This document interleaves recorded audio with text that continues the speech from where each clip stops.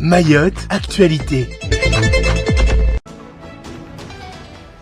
Bonjour à tous, bienvenue à vous dans ce journal de ce vendredi 26 mai 2023 et merci d'être avec nous sur Kwezi. Pour l'édition du jour, nous parlerons Wambushu, collectif et vente de fleurs, CHM, préavis de grève à Majicavo et nous finirons avec l'agenda du week-end. Mais tout d'abord, à la une de ce journal, Wambushu, les élus alertent le gouvernement pour plus de résultats. Un mois après le début de l'opération, le président Benissa Ousseini et le président de l'association des maires Madissouf ont écrit une tribune dans le journal Le Monde. Mayotte risque de s'enliser dans la violence après le départ des renforts de gendarmerie car les criminels et leurs réseaux ont été cristallisés et fanatisés par la répression. Les deux élus rappellent que bien que les éloignements d'immigrés en situation irrégulière soient indispensables, cela n'a aucun effet tant que les arrivées de Kwassa ne seront pas interrompues. Ils évoquent par ailleurs la question des visas territorialisés qui constituent un véritable appel d'air et n'omettent pas de rappeler la convergence des droits sociaux qui est entravée à Mayotte. Par leur tribune, les deux élus font comme une mise en garde au gouvernement. Reste à savoir comment le ministre Gérald Darmanin compte gérer la fin de l'opération Wambushu sur le territoire avec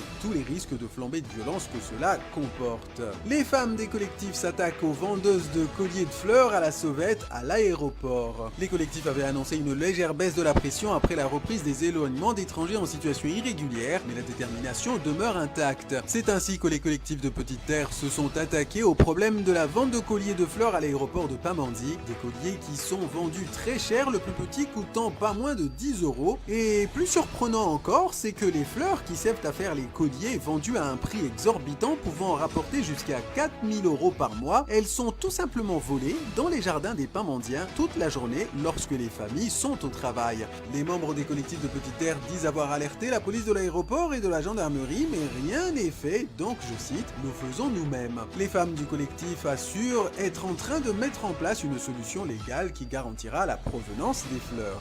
Est-ce la fin de la crise au niveau des établissements de soins? Depuis les violentes agressions de la semaine dernière au centre médical de référence de Dzumonier, les agents du CHM se sont mis en droit de retrait. Plusieurs réunions de travail ont été tenues entre la direction du CHM, l'intersyndicale et la préfecture pour esquisser des conditions de reprise au travail acceptables pour le personnel. Et parmi ces solutions, plusieurs mesures, dont des réunions tous les 15 jours pour faire le point sur les avancées et les difficultés, un maître chien présent 24 heures sur 24 dans tous les centres de soins, un agent de sécurité formé permettant de filtrer l'accès à l'établissement, un transport pour le personnel du CHM mais aussi des centres médicaux de référence et un travail en collaboration avec les policiers municipaux et la gendarmerie, notamment d'accompagnement des ambulances lors d'interventions difficiles. En cas d'accord, l'intersyndicale pourra décider de lever le droit de retrait. Il reste toutefois une inconnue, à savoir quelle sera la réaction des collectifs qui sont déterminés à continuer le blocage, notamment de Jacaranda. Et comme on dit chez nous, Jishtema, social toujours, avec ce préavis de grève du personnel de la prison de